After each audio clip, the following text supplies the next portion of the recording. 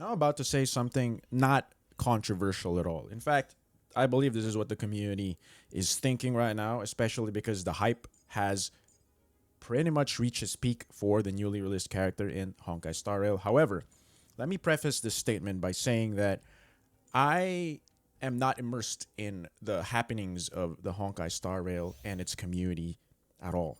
Like, I don't know what people's consensus are with any of the characters because I chose to remain casual in this game. And now you're thinking, why would I listen to you in your hot take if you don't even know anything about Star Rail?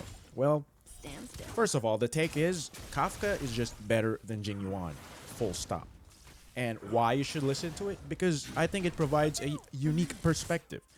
All you see on the internet is a perspective of a non-casual, a meta player, someone who understands the game on a fundamental molecular basis. But on YouTube, that's a dime a dozen. You barely see the casual perspective on things, and I think that provides value. You can see me as a newly birthed ugly duckling that's trying to make his way through the world, and he's trying to decide whether or not he should pursue the life of a Kafka or a Jingyuan. Just imagine, you're an ugly duckling trying to understand if you were to grow up one day, would you want to become a Kafka or you would want to invest to become a Jingyuan?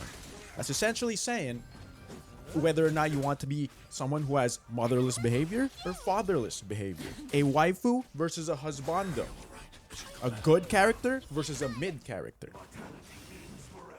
So I think this perspective further strengthens, or at least brings the community a little bit more closer to one another. It bridges the gap between a meta player's perspective and a not so meta player's perspective. Sometimes we need both of those things in order to understand just why are these two sides fighting so much, you know? I'm pretty sure there are sides that say Jingyuan is just so much better than you think they are.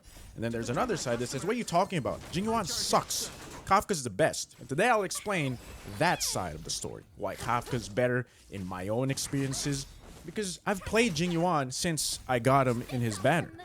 And I've realized throughout playing him in multiple MOCs and just using him in general, that he kind of sucks. Okay? Not just kinda, he just sucks. And we'll talk about it today. Good morning, good afternoon, good evening, YouTube. It's your Slime King, the Jingyuan. Welcome to an unbridled, raw, unedited, unscripted talk about why I think Kafka is just flat out better than Jingyuan. Time to rub the salt in the wounds of all you salty Jingyuan mains out there, baby.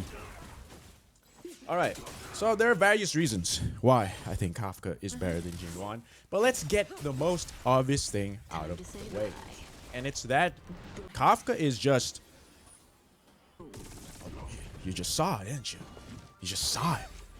That's one big reason why Kafka's just better than Jingyuan. You know, if you're into the pirate's booty, the Stellaron hunter's booty, as compared to the general's non-existent booty, then yeah, that's the number one reason why you would want to poll for Kafka or think that Kafka's better.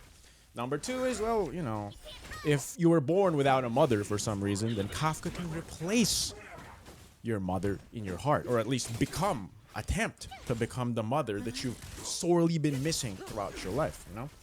Who knows? You know, like, if Kafka never becomes your mother, you'll never be the man you could become. Instead, you would go on a path of destruction.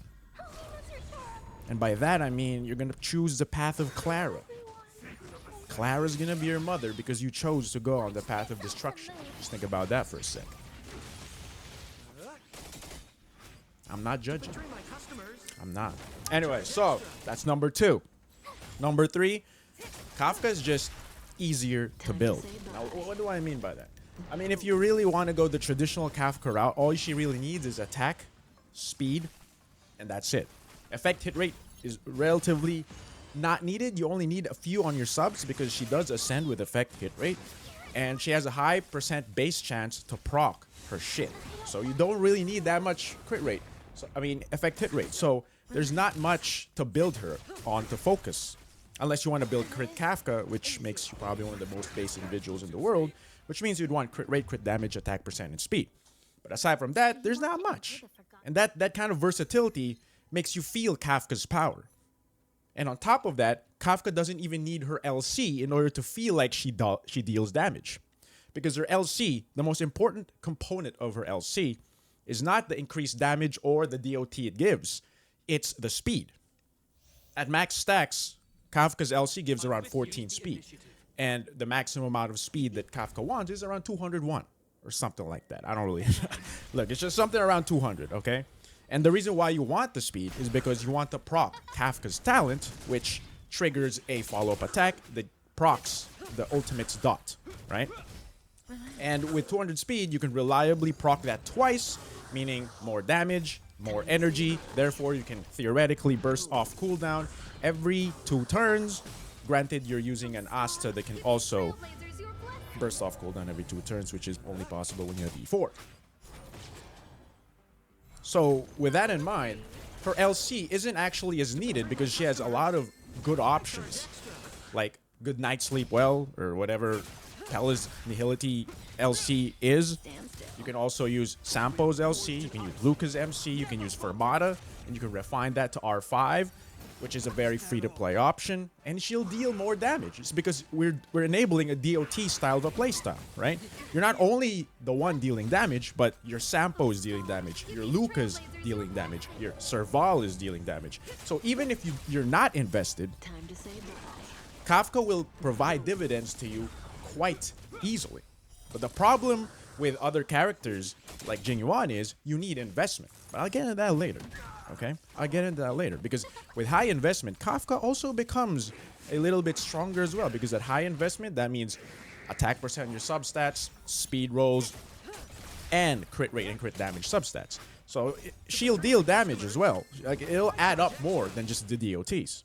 So at high investment, Kafka will still compete with other high investment carries. And lastly, the reason why I think Kafka is just better than Jingyuan is versatility. Now, why? Why? What do you mean versatility? Well, what I mean by that is Kafka works in a variety of teams. Sure, she needs Sampo, she needs Luca, whatever, right? But the thing is, the more DOT users are released into the game, the more Kafka's teams grow and grow. So I like to think of it as Kafka being a similar character to someone like Nilo from Genshin Impact. Nilo has been long said to have very, very niche and singular teams that never really branch out. But the thing is, Nilo is a very versatile unit. Nilo only needs a Dendro unit, another Dendro unit, or 3 Hydro units, right? So it's 2 Hydro, 2 Dendro, 1 Hydro, 3 Dendro. I mean, I guess theoretically that could work. 1 Dendro, 3 Hydro, that kind of thing. She only needs that. And you would think, that's so restricting. But the thing is, every time there's a new Dendro unit, every time there's a new Hydro unit, that's another cog in a Nilo team.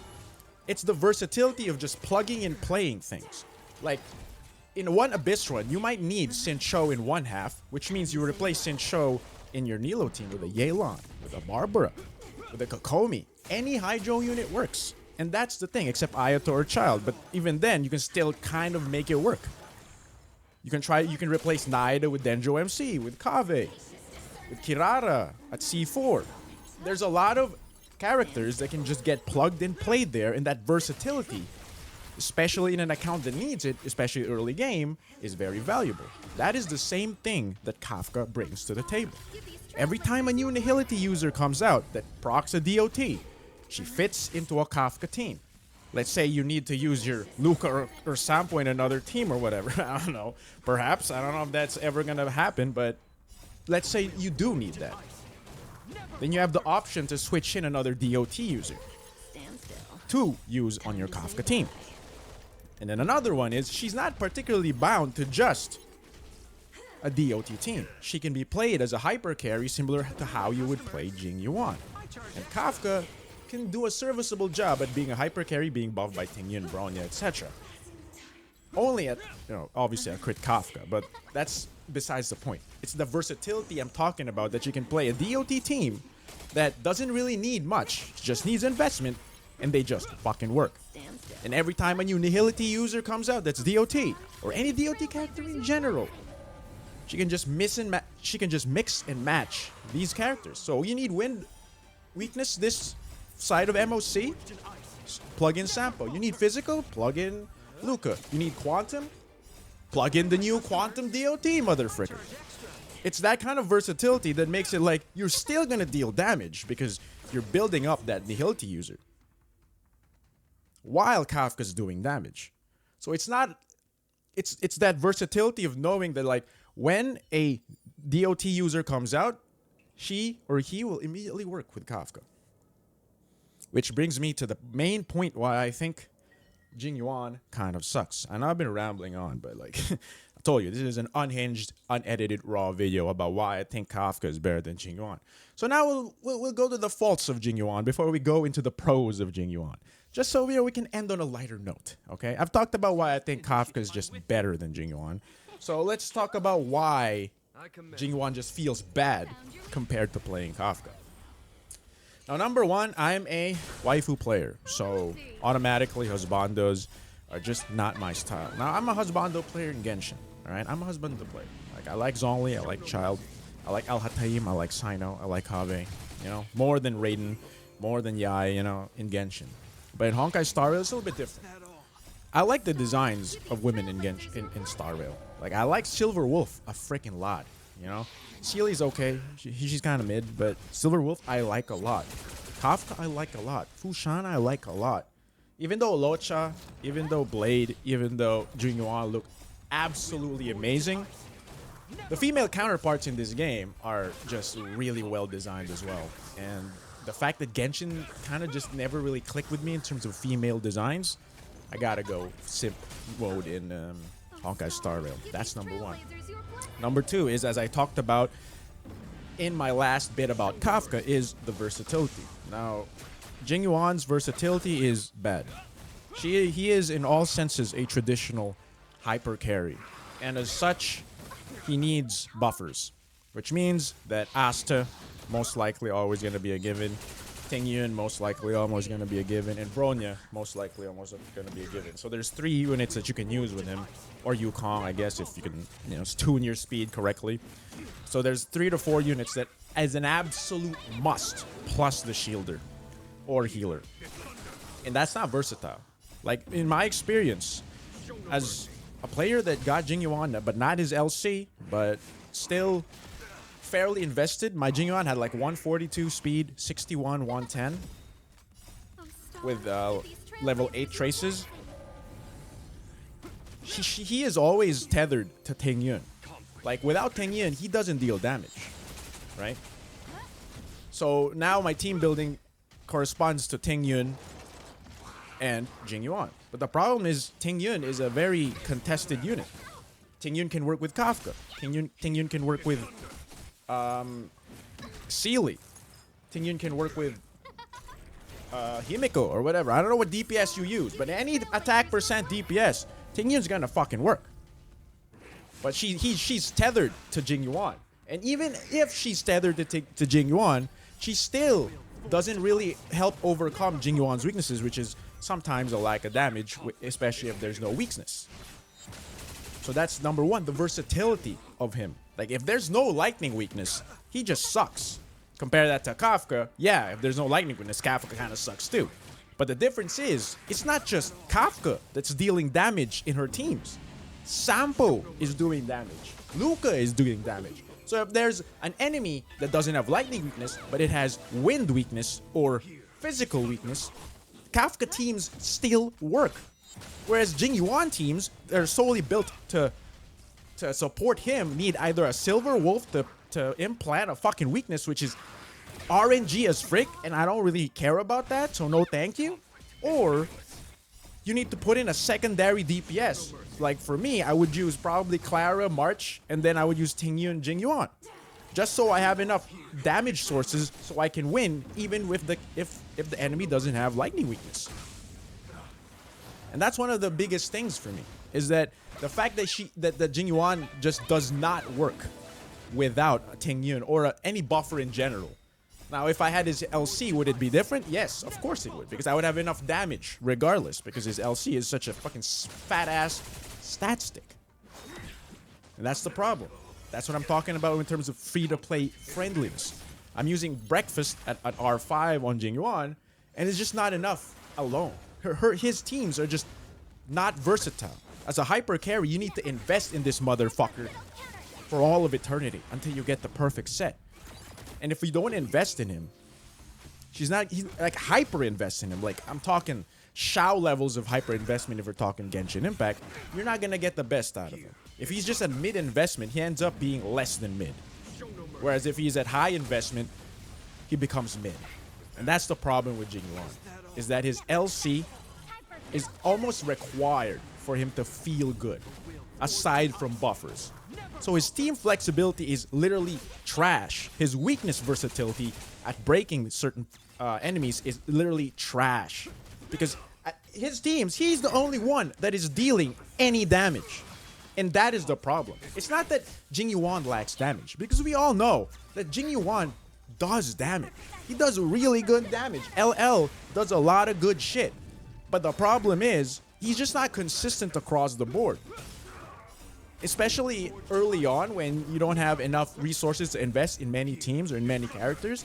That is important. We're still in the early phases of Honkai Star Rail right now. And that is actually very important. Another thing, speaking of Lightning Lord, the fact is that you need a lot of speed in order to maintain 10 stacks consistently. And then if you don't get 10 stacks, you're just not going to optimize your damage as much. It just feels bad. Overall, it just feels bad. And then when you get CC'd, Lightning Lord doesn't attack. That adds to the whole frustration of things. And Jingyuan just feels lackluster in all regards because of it. The fact that your damage is tied to Lightning Lord so much, and that there's a limit of 10 stacks, meaning you can, just optimize speed enough so it can get more stacks, therefore do more damage. And the fact that if you don't get 10 stacks, you just do not deal enough damage. It ends up being a very frustrating experience, especially for non-invested teams.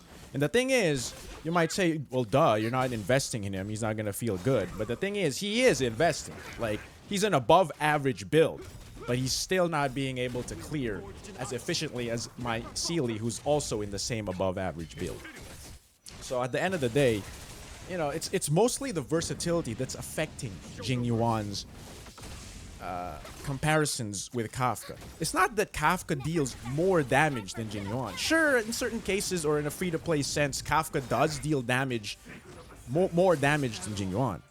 But if you're comparing equal levels of investment with LC, without LC, Jingyuan goes toe-to-toe with Kafka, right? It's just almost the same thing. But the problem is the fact that Jingyuan just lacks the versatility.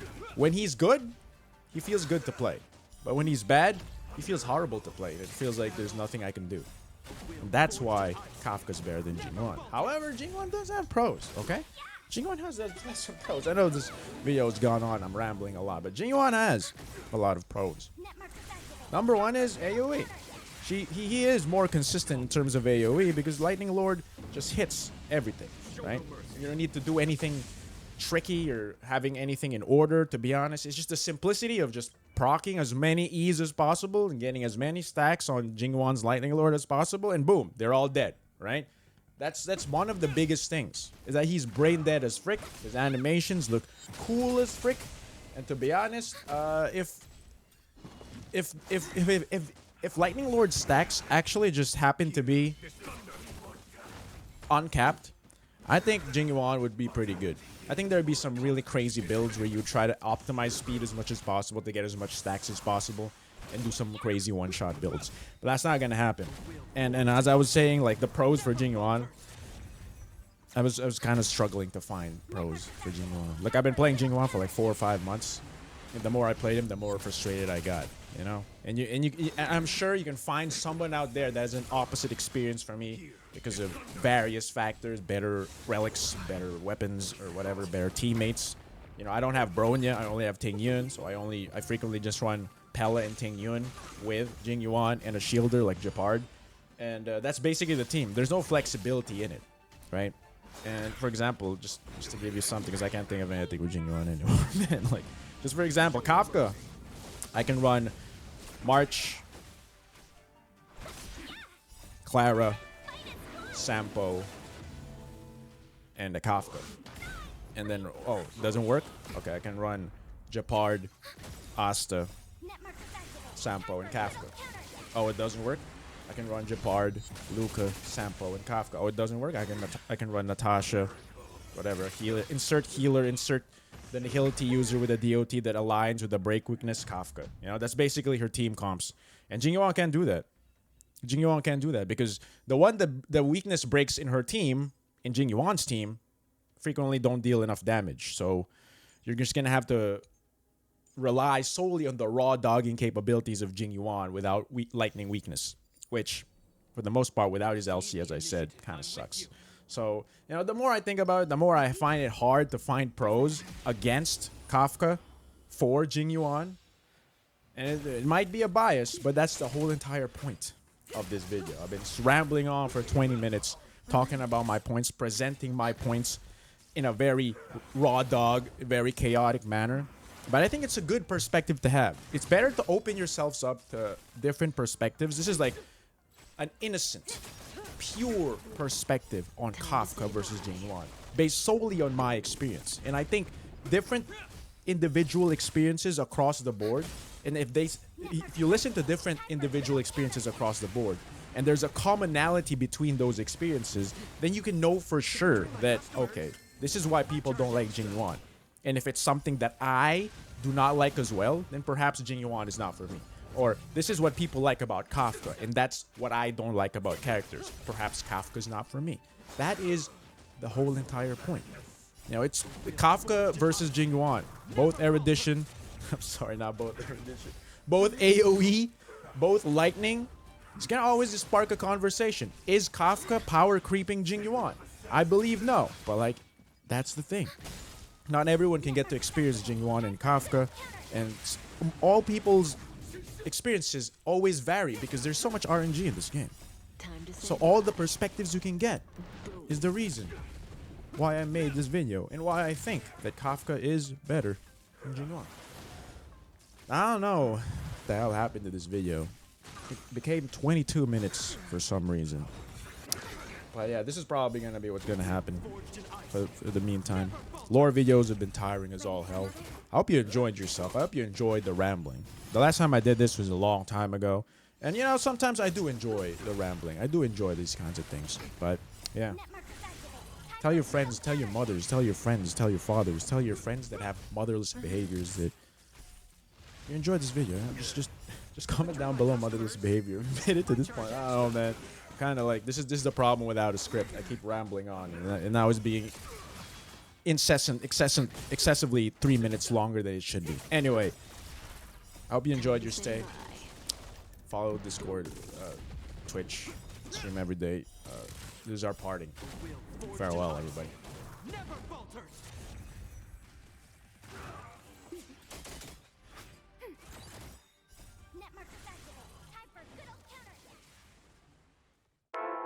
Slime King. Twitch. Discord. Celebratory Jackie.